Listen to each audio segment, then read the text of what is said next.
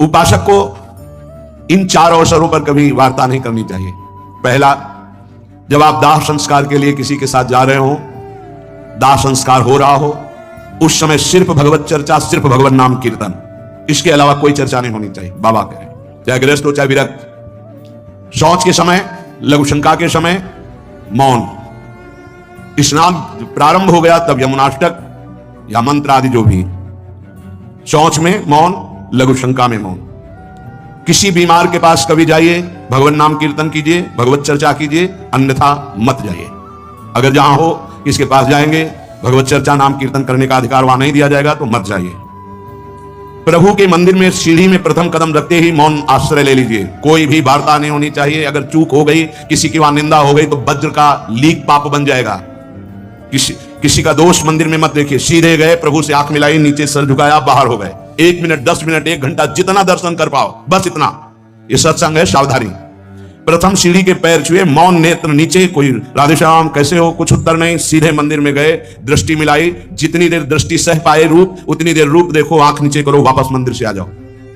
भगवान के मंदिर में किसी भी तरह की कोई भी वार्ता नहीं होनी चाहिए। मौन, दर्शन, बस। खास करके लोग वहीं मिलकर प्रपंच करेंगे। आओ, पीछे खड़े कर लिया और बातें शुरू कर दी। ऐसे विघ्नकारिक लोगों से बचिए, वो विघ्न है। अरे बड़े भाग्य से प्रभु के सामने हमें खड़े होने को मिला है। तुम्हें प्रपंच यही पूछना है, कौन हो, कैसे हो, क्या है, कुछ नहीं।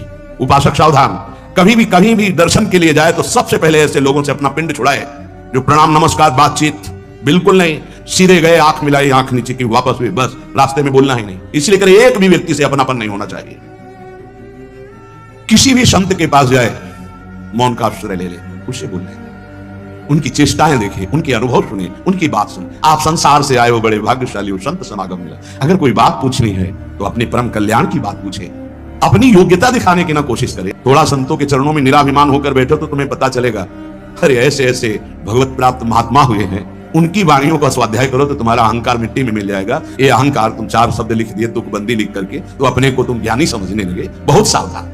इतने बड़े परिचय आते हैं, किस बात के? जानने के नहीं, कि हमको बताना है कि हम भैया हमारे गुरु जी हैं हमारे बताने के लिए, और हमें जो जानना है वो हमारी प्रिया, जो हमारे गुरु जी समर्थ है। आपको जो जानना हो, वास्तविक परमार्थ में चलना हो तो यहां बैठना। अगर समय नष्ट करने आए तो जिंदगी में दोबारा आपको चांस नहीं देंगे। श्री जी, ध्यान रखना, श्रीधाम वृंदावन है, प्रियाजू की कृपा से आए हो साधु समागम में तो लाभ ले लो। किसी भी महात्मा के पास जाए तो वाणी को शासन में रखे।